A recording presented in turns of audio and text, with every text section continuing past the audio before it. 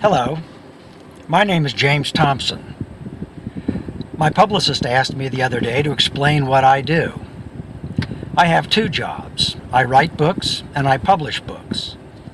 As an author, I draw on interests I cultivated many years ago while studying philosophy as an undergraduate and graduate student at the University of Virginia. I now understand that I enjoyed philosophy because I am interested in the history of ideas.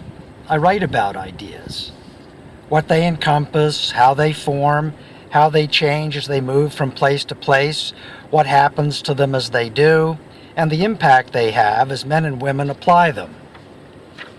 In the real world, ideas advance from before to after, from back to front. My objective as an author is to follow them as they advance over the hills in one person's mind, through the thickets of another person's mind. Ideas change according to the circumstances and purposes of the people who have them. I therefore get to know the people in my stories and how they think. When they shout fire in a crowded room, I know whether they're being malicious or trying to save lives. I want my readers to understand what the agents who communicate and act on the ideas I am following think they're doing. Put another way, I want my readers to be there with them as they play their parts in the history of ideas. I want my readers to understand the ideas I talk about the same way the people who carried them did. I want readers to be there, not looking back from here. To the extent I succeed in doing this, I avoid a problem that, in my opinion, degrades a great deal of today's commentary about the past. Ideology obstructs our understanding of what people in the past thought they were doing. Commentators who write big-picture histories typically suffer from what I call all roads lead to Rome syndrome.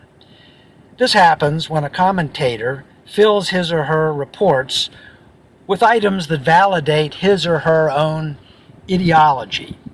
Commentators who do this invent history while pretending to report it.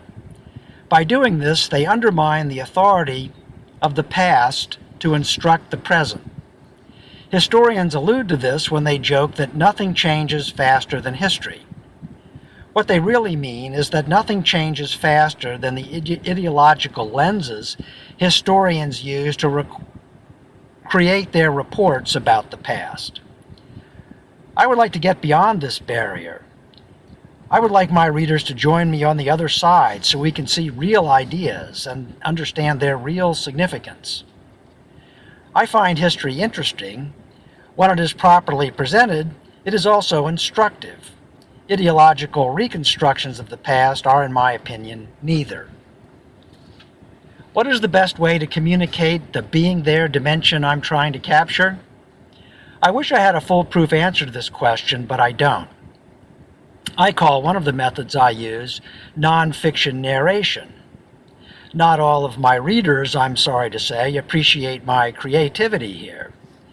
I sometimes have historical figures speak in the present tense without standard punctuation.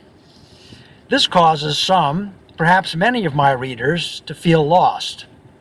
This is the problem with nonfiction narration.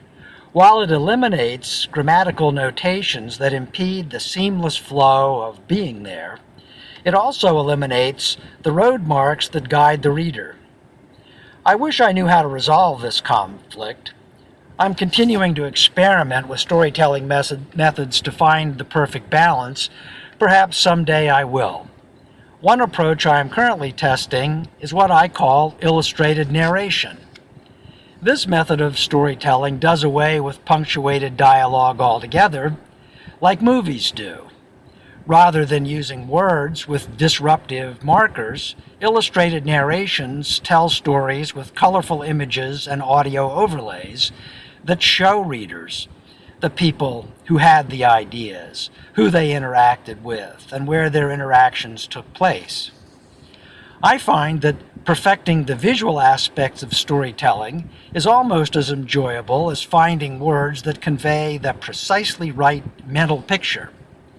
I'm interested to know whether you agree. You can reach me and send me your thoughts at jct@commonwealthbooks.org. Thank you.